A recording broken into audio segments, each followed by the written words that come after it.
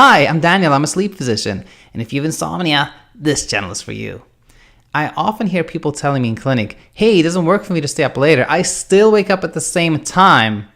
You know what? Don't be discouraged. I think CBT can still work for you.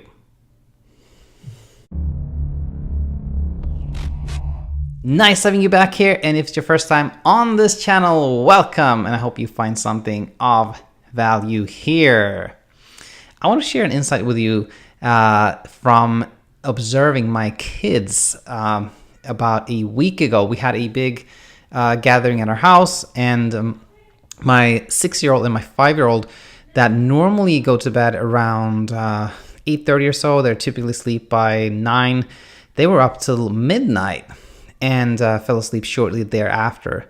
They typically get up around 7, so you would think that having stayed up 3 hours later, they would now wake up around 10 a.m. They were still up at 7 a.m. just like they always are. Now, keep that in mind as we move over to talking a little bit about clinics. So I see patients with insomnia on a pretty much daily basis. And as we move over from talking about their insomnia towards treatment, I always ask, so have you heard about something called cognitive behavioral therapy, or CBT? And almost invariably people say, no, I never heard of that. And that's the reason I started this channel, because CBT can be really effective, but virtually nobody has ever heard of it, even less tried it. Now, I typically move from there to describing a little bit about what CBT is, what cognitive behavioral therapy is. And the key technique is something called bedtime restriction, also known as sleep restriction therapy. And it really involves, trying to stay up later than you typically do and then still getting up early. So you spend more time out of bed, more time, fully awake. So you build up a strong sleep drive, which helps you sleep. But the most common kind of pushback or reservation I get is people telling me, you know what? That doesn't work for me. Even on nights where I stay up late, I still wake up at 3 a.m. or I still wake up at 4 a.m., etc. But that to me is not too much of a deterrent, because I then ask them, well, how long did you stay up that late? And did you do it in like a systematic way? And virtually no one. I think nobody actually has done that in my 7-8 years in sleep. So what I want to say here is that when you have a certain circadian rhythm, a certain pattern, and going back to my kids, they typically sleep from, let's say, 9 to 7, then the 7 a.m. wake up time is its own, they have this internal clock that tells them it's time to wake up at 7. And when you have insomnia, that clock is often out of whack, in lack of better terms. That clock can go off at 3 a.m. very consistently. A lot of people say 3 a.m. I always wake up at 3 a.m. The internal clock is telling them to wake up at 3 a.m. Now, what I want to say here is really that it takes time to change those circadian rhythms.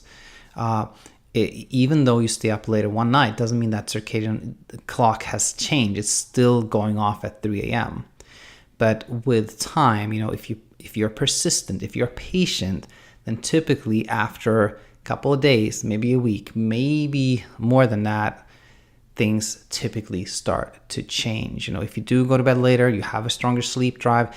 Even if even if your kind of internal clock goes off at 3 a.m., you often see that instead of staying up, I should say, an hour or an hour and a half, you start staying up maybe 40 minutes, and then 30 minutes, then 20 minutes, and then and then less and less like that. So basically, take home message here is, if you have this early morning awakening and you're thinking about starting cognitive behavioral therapy or bedtime restriction, then don't feel like it won't work for you if you have found that even staying up late doesn't really change anything, because if you do it in a systematic fashion, it may very well work. If you want to learn more about how to do this bedtime restriction, then please check out Insomnia Insight episode 1. There's also follow-up at episode 14 as well as 21. Now, a few other things I want to talk about today. One was that, as I was starting this channel, another way of disseminating information, apart from YouTube, which I'm on, as well as this being a podcast. I have a blog as well, and I'm on Twitter as well. But another thing I also developed was an app, and it's called Bedtime, but with the Y, Bedtime, Bedtime.